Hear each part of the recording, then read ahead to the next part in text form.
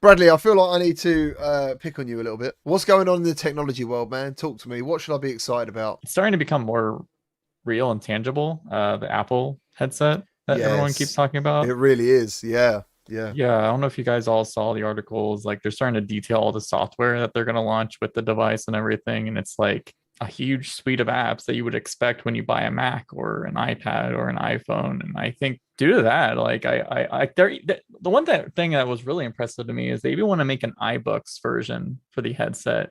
So they expect people to be able to read in this thing, which can you imagine like Wow, how comfy would it have to be to want to read in it? how comfortable, how good the visuals will have to be? That's like kind of a Yeah. statement, right? If they're putting resources and like porting over their iBooks, they must feel that some people will be able to use this as a like an ebook reader due to just the clarity and stuff. The truth, to be honest, is I was pretty excited for the Quest Pro before it like came out. I was like, oh, it will be kind of interesting to see what companies do with VR outside of gaming, just like dabble. But when that headset launched, there was like no apps for it. Like that's I feel like that was a huge problem. There was like nothing. It was just like what Horizon Workrooms and that was it. But like hearing about this like super high-end Apple headset with technologies that no one else really can get because they don't have the supply chain control and stuff, and seeing the app library that's going to be on at launch, I'm like starting to get a little excited. I think it's So going to yeah, make a bigger splash regardless of the price than people yeah. expect. I kind of hope that the $3,000 thing was like a rumor just to make 2,000 sound better, you know? Mhm. Like if we I tell like that. everyone it's that much, then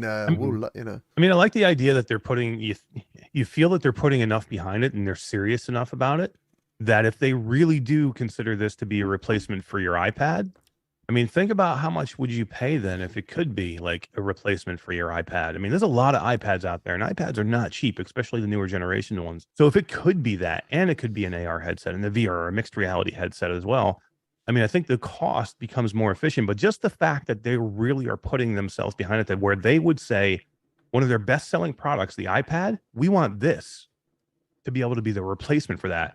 That makes me excited that Apple is not fucking around with mixed reality and virtual reality. They're really serious about it. You know, we've lost a lot of momentum in the mainstream over the last 6 months or so because of all the shit that's come down on Meta's head. I feel like Apple entering the fray, and Brad's right. It seems like things are moving now in that direction instead of the opposite direction, which has always been the case before. So it seems like they are moving toward a launch. And I think that this could be the spark that we need to kind of turn the conversation around our technology around. Even if I'll never own one of these things because of the thousands of dollars they cost. I was gonna say, even if it's 2,000 and not three, Wes. Come on, man.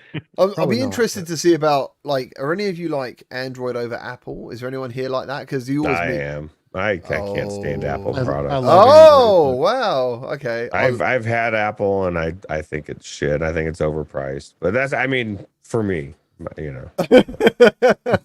Literally rips the ass out of it and then goes for me. For me. So the thing about Apple, sorry, I don't mean to step on you. I was just going to say the thing about Apple is there's one thing you can count on with a new Apple product always, and that is that the display is going to be fucking amazing.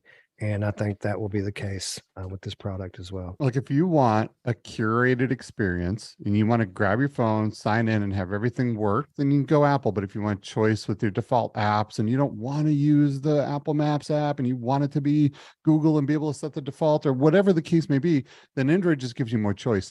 I definitely love Android because I'm a nerd, right? And I love to be able to install different things and try different stuff and change my defaults and have everything be custom tailored to the way I want it. But I will tell you this, when that headset comes out, when the Apple headset comes out, I am switching back to Apple, at least for the very, very beginning, just to get the full experience of that headset.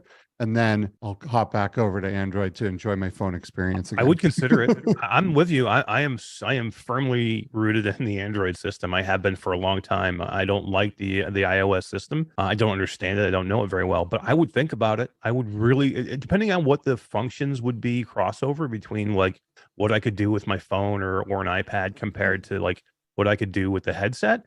But if there's enough there, I would definitely consider it. But I do think the unified ecosystem is going to benefit them hugely. Not even just like connecting to your phone, but they said in like the Bloomberg articles that the entire iPad library will just be available day one. So you see like people, like what is it, the direct touch stuff on the Meta Quests and Quest Pro right now, where you can mess with the web browser and keyboard with your hand tracking fingers. They're gonna have that whole thing, but for every iPad app that just pops up in a window in XR, MR or VR like day one. So they already have a huge just like lead-in software that people can mess with. And then none of that stuff would be like, I mean, maybe a little bit of it, but like you're talking about the massive library where like just the apps that are already available on the iStore or whatever. So like if I can play Candy Crush in my headset, and it wouldn't be a VR Candy Crush, but it would still be an actual Candy Crush in my headset. Yeah, exactly. Or like even if developers like, let's say HBO Max or something, or doesn't want to make a VR app, you'll probably be able to open the 16:9 window and enlarge it to make it a big screen in your living room or something, because it's a flat app that is floating in your 3D space. So like those little things I think are going to surprise people of how interesting that is going to be. And slowly, as if the thing gets popular, then you will see apps start developing VR versions. I was and bring just it going to into the say stream. that, man. I remember the race for trying to dominate that store, and that will happen. Mixed reality as well. That will, if the headset, yeah, like you're saying, takes off. Imagine being the first MR app or decent VR Apple game on there. Like, you know, I mean, it could be huge. I guess it's how hard is it going to be to develop for the platform? That's the problem. Like all these developers are very used to working in the Android system because that's what Meta is based off of. The Quest 2 headset is based off an Android operating system, so all the developers are already set to do that.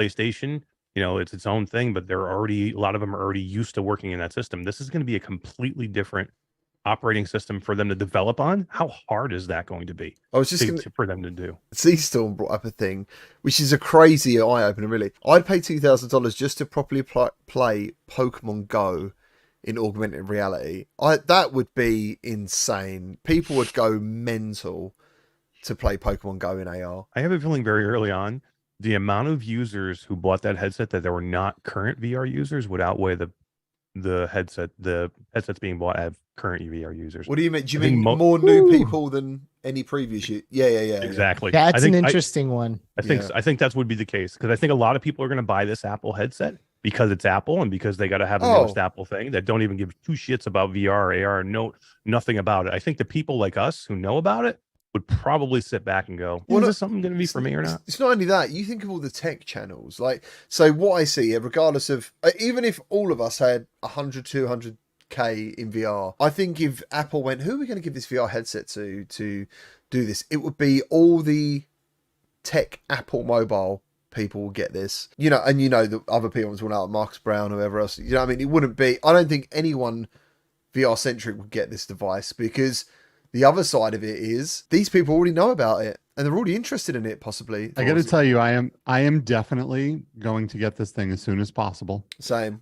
I have all the gaming headsets I need.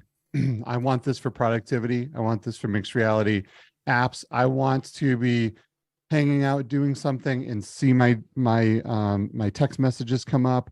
I want to see like interactive maps for GPS. I want to see all of this stuff, like everyday use things. And I think this is where this is going to shine. But I think the most important part about this headset, and I think I've said this before, probably on the show too, so excuse me if I'm repeating myself, but is that people don't go to a Meta store right now. There's like one, right?